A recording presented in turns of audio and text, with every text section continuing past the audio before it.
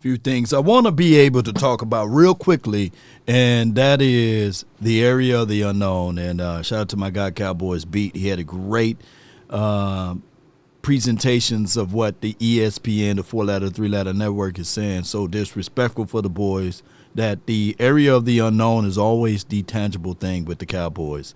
And it is what it is. That it was creative? Are other people clamoring and knocking down your door to get this dude out of your building? I ain't heard his name. Cam, you heard his name somewhere else? I don't even know, buddy. The disrespect, We haven't talked about him all season, So to be honest with why, you. Jerry Jones, are you reaching down into the dark hallways of AT&T Stadium in the Star to bring this dude up? Stephen A., I don't care what happens. They hired this dude. Don't talk about him on the show. All right, so with that being said, ladies and gentlemen, I just want to say this. I like it.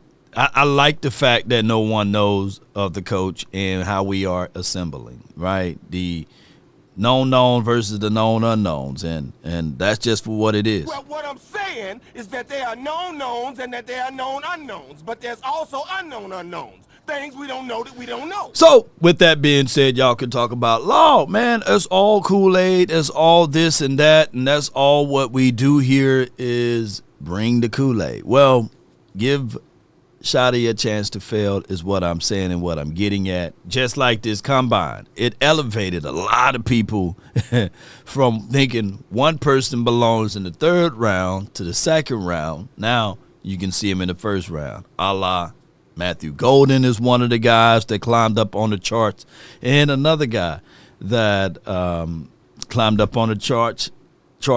Roll Tide, said with me, Jihad Campbell. He's also now moving up, and it could be that the Dallas Cowboys could hear.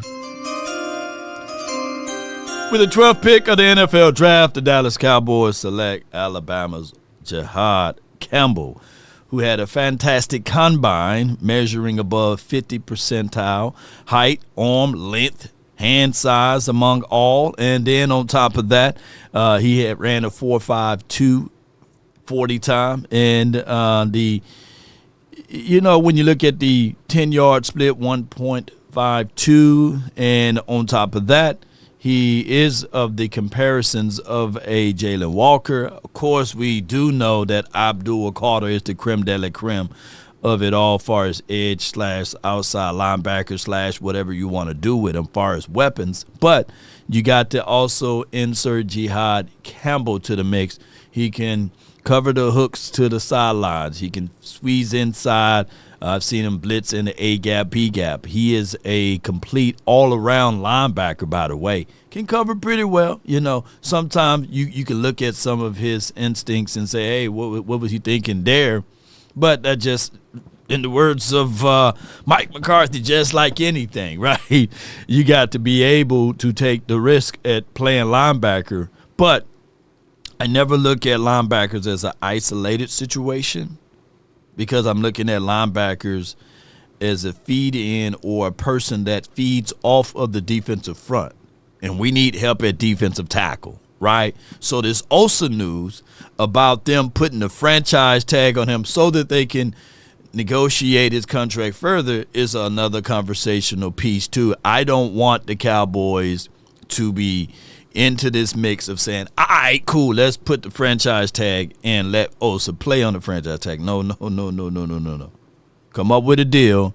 Come up with something. But please, for the good God Almighty, don't let this guy play on the franchise tag. Remember, with that money, you can't spread it out. You can't prorate it. You can't put a little piece here, put a little piece there. It's a $25.1 million cap hit. Just like that. So you want to be able to spread your money out. And that's why I said this yesterday. Yeah. Ain't nobody trying to hear that bullshit, man. Hey. Ain't nobody trying to hear that bullshit, man. Hey. And that's the face of all of us. If somehow, one way or another, the Dallas Cowboys put Osa on the franchise tag. That's how we'll be looking like Martin Lawrence, But, and shout out to the Laws. I will say this, too. the Dallas Cowboys, regardless of who we pick in this draft, we should be a better team than what we were last season, regardless. I like the fact that we're identifying some of the core issues of this team, but we got to get it right. And on other news, this is one area that the Cowboys might do that I'm not fond of, but I get it. I understand it. If you're going to go into this particular situation saying, hey, we're going to run the ball, then if you want to take a Hail Mary shot at it, this could be the deal here. We are not. One of the players we are not going to see on the field behind us is Josh Simmons, the Ohio State offensive tackle, left tackle, and one of the better tackles in college football last year, likely first-round pick. The reason why is because he suffered a torn patella tendon this past season against Oregon. I believe that was game 6. So usually when you suffer a serious and significant injury like that, it puts your availability for the start of the 2025 season in doubt and really should alter his draft stock in a negative way.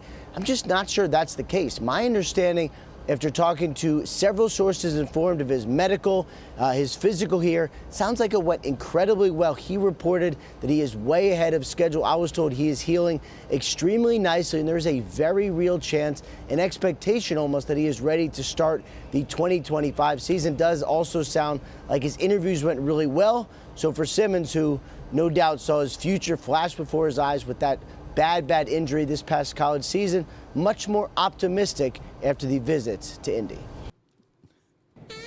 Riggs! I'm getting too old for this, Riggs. I can't take this no more, Riggs. Riggs! Y'all know how that goes, man.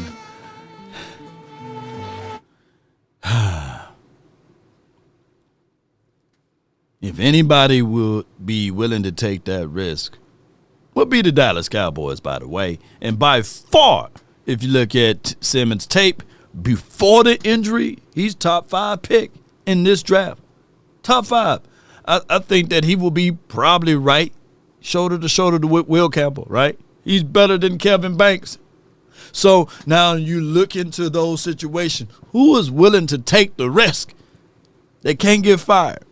The Dallas Cowboys. Yeah. So don't be shocked and say, Oh my goodness! When that particular draft pick hit of Joshua Simmons to the Dallas Cowboys, if anybody is known to taking those risks, would be the Dallas Cowboys.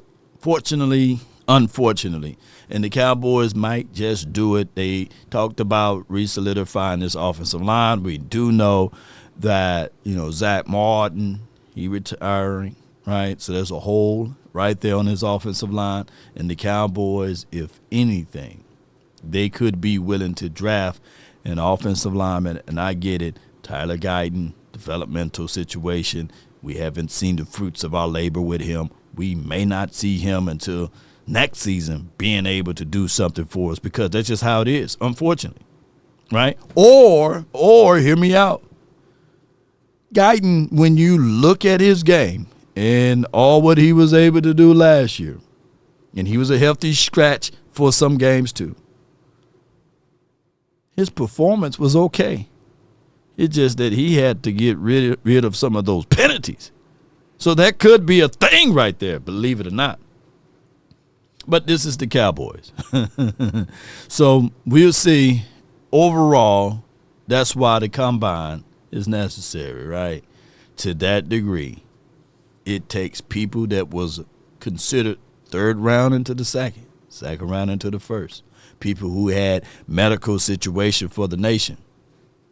Oh, everything checking out right, or it takes a fool to come up in there high or break a foot or to do something crazy like the night before, dancing, partying, and not be focused and locked in. It takes a fool to do those things too, right? And we've seen them all from A to Z dealing with the combine. But let's see what can happen down the stretch, Cowboy Nation. Before I leave, let me know who you think would be a good piece for the Dallas Cowboys, representing the silver and blue with the star on the side of the helmet, and who can be a great situation for us all together, Cowboy Nation. That's been my time. I really thank you all for yours. And remember, you're listening to nothing but the best. Let's go, baby. We're going to fool around and get somebody that we don't want collectively, and then we're going to end up liking, just like this coach. I have a feeling that that's going to be the thing. Salute.